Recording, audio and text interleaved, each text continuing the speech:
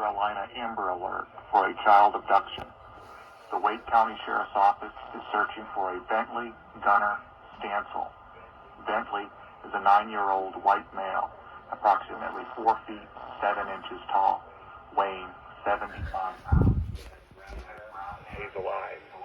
Bentley was last seen wearing a long-sleeve black hoodie, a black school backpack, blue jeans, and black and white sneakers.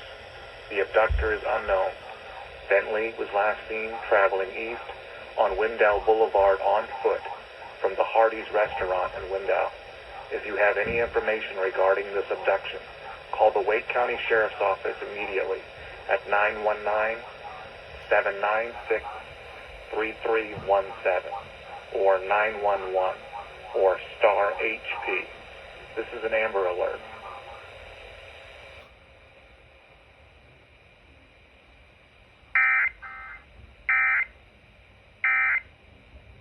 And the thing that will make 'em ring is the carol that you sing.